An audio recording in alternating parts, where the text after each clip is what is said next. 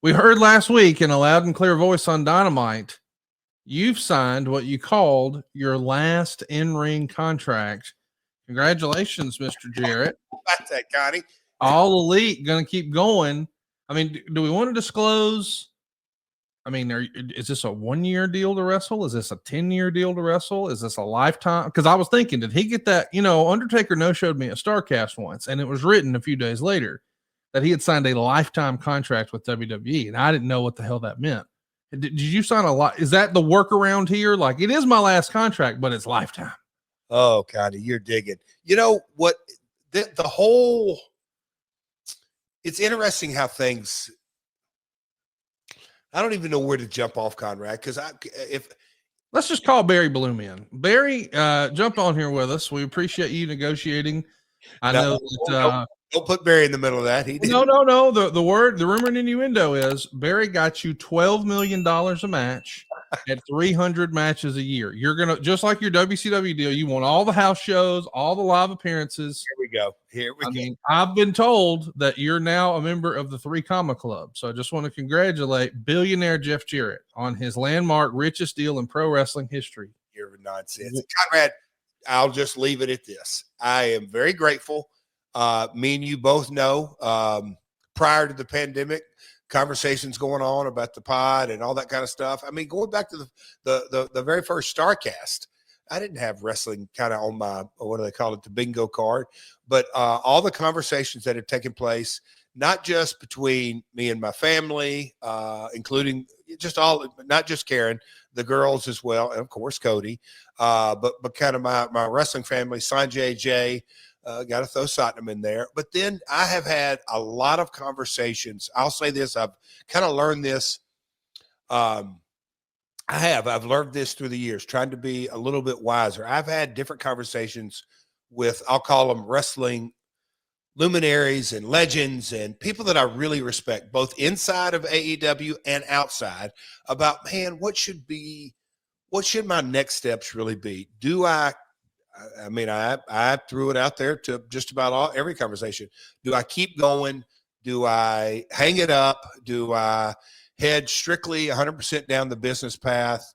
And it kind of was a collective deal, because my first gut was, okay, I'm going to re-sign wrestling. Let's go after, let's will something into existence. And I told Jay, I said, Jay, let's go after tag team gold.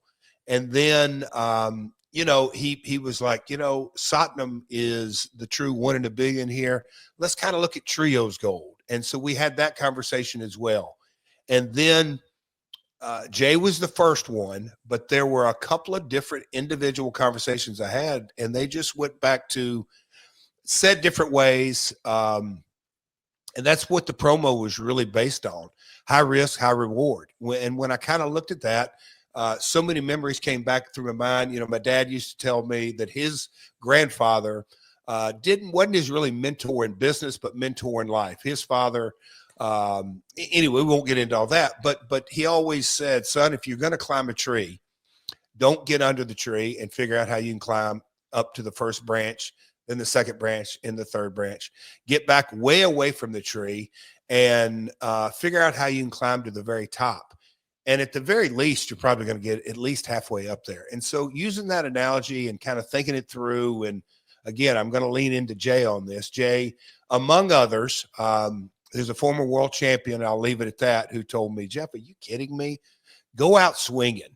You don't have any aspirations of having some year, 6 months, 3-month run. Just go for it all. Just, I don't know, give it a shot. And so when I kind of looked at that, and the contract negotiations kind of got finalized, and I said, okay, the whole premise of the promo was I'm going for the world title, and all the contract stuff came in, and it felt like there was as much buzz about the contract stuff as opposed to going for the world title. But Conrad, I'm just going to say this: you've willed it into existence. You always joke about it, but no, I'm going to do either I'm going to die trying or I'm going for it all. So I am really excited at this stage of my career, Conrad. Literally better than anybody. And I told that to my lawyer, Phil. I said, this is a strategy, And he said, what do you think? I said, well, I really can't wait to run this by Conrad because I think his jaw will drop. So that's it, pal. I'm excited. I really am excited for 2025. I'm pumped, man. I've been on that train from the very beginning. You know, as soon as you signed with AEW, I put Kenny Omega at nothing happened in Okada. I mean, Bryan Danielson, you ran his ass out of town on a rail. You know, I mean, he didn't want the smoke. He retired. And here you are still plugging along, still going for gold. And what a great promo we heard the other night on Dynamite. If you missed it, take a listen. As a 12-time World Heavyweight Champion, 2-time Hall of Famer, I have to ask myself, should the last outlaw just ride off into the sunset?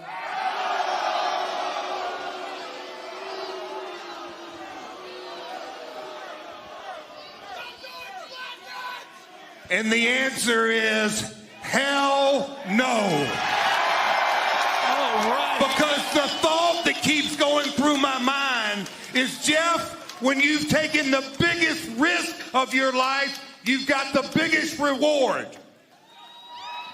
So I'm here to announce I signed my very last professional wrestling talent contract. I re-signed with AEW. Because the last outlaw wants one more ride. And I'm not just talking about any ride. The last outlaw wants AEW gold. And I'm not talking trios title. I'm not talking tag title. I'm talking about taking the biggest risk of my career. And hell yeah, I could fall flat on my face. Hell, next week there's a gauntlet, put my ass in it. Because I'm here to say, January 1st,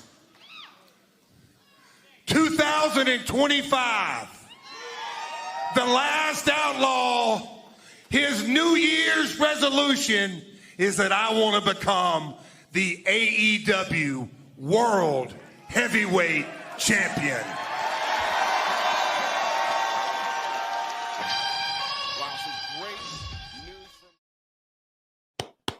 How about it?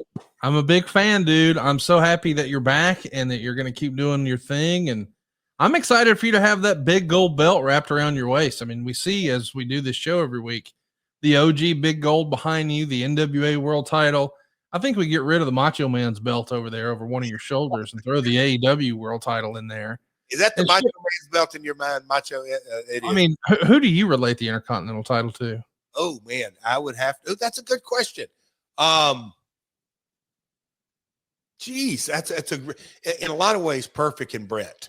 I thought you being a guitar man, you'd have said Honky Tonk Man, the world's greatest Intercontinental champion of all time. There you go. Okay, Mach is up there.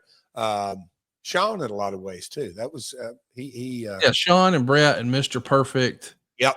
Even for some reason, the British Bulldog and Kerry Von Erich, those are the guys I kind of think about as being the guy. Yep. But I feel like Macho Man was the first guy who showed the pattern. Hey, you can have the workers belt, bingo, the Intercontinental champion, and then you can become the world champion. And I know in the NWA sometimes we'd see guys like I think Flair was the Missouri champ and then the US champ and then the world champ. And I think the US championship was always supposed to be like the number one contender. We didn't really see that much with the Intercontinental title, except for Randy Savage. And that started a new trend for all those guys I just rattled off. Interesting.